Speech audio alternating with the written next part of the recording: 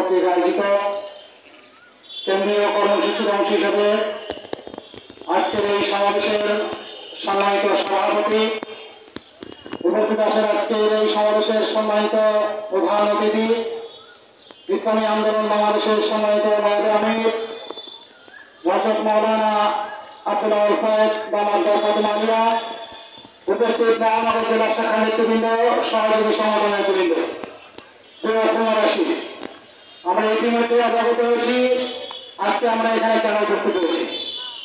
আমাদের 200,000 ভাইকে ফরিদপুরের মধুখালীতে নির্মমভাবে হত্যা করা হয়েছে। এই 200,000 ভাই শুধু তারা মুসলমান ছিলেন না, তা কোরআনের হাফেজও ছিলেন। আর 2 জন কোরআনের হাফেজকে এইভাবে নির্মমভাবে হত্যা করা হবে, আর 93% মুসলমানের দেশে আমরা মুসলমান দামধারী যারা আছি তারা বসে থাকবো, এটা কখনো হতে পারে না। ঠিক না? আমরা দেখেছি আজকে 53 বছর হয়ে গেছে এই স্বাধীনতা।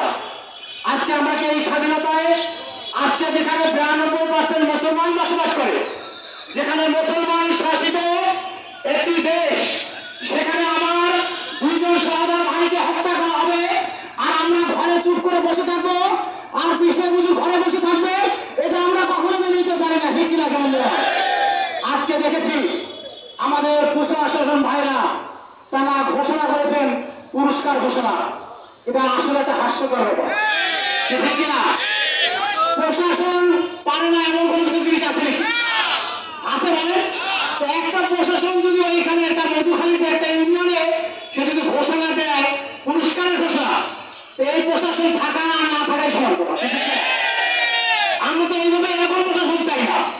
ধর্মে গ্রেফতার করবে, এইটাই আমরা চাই। ঠিক কিনা? আপনারা পারেন না এমন করে কিছু আমরা দেখেছি বিভিন্ন ভাবে, অনেক নজির দেখেছি, বিভিন্ন জায়গায় চলা আছে, বিভিন্ন জায়গা থেকে আপনারা নিয়ে আসতেন আমরা দেখেছি। সামনে একটি মধুপুর একটা ইউনিয়নে আমরা তাদেরকে গ্রেফতার করতে পারি না, কাদের ইশারায় এগুলো হচ্ছে, এগুলো তদন্ত হওয়া দরকার। সামনে বন্ধুগণ, আমাদের কেন্দ্রীয় কর্মসূচি হিসেবে আজকের এই কর্মসূচি, আমরা অবিলম্বে এই 200,000 ভাইকে যারা হত্যা করেছে তাদেরকে গ্রেফতার করে দৃষ্টান্তমূলক আমরা শাস্তির দাবি জানাই। এর চেয়ে আর বেশি কিছু নয়। যদি এর ব্যর্থতা যদি করে ইসলামী আন্দোলন বাংলাদেশের আমির বিশ্বের জন্মাই যে কর্মসূচি ঘোষণা দেবে, আজকে সারা দেশে যে কর্মসূচি হচ্ছে এই যে কর্মসূচি যে রাষ্ট্রপতি আমরা থাকতে রাজি আছি। ইনশাআল্লাহ আল্লাহ আমাদেরকে কবুল করুন। যেহেতু আমাদের মিছিল হবে, সুশৃঙ্খল ভাবে আমরা মিছিল করবো।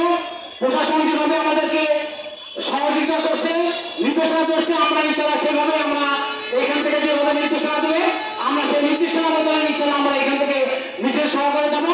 কোনো বিশৃঙ্খলা আমরা ইনশা করবো না। আল্লাহ পাক আমাদেরকে কবুল করুক। আমিন।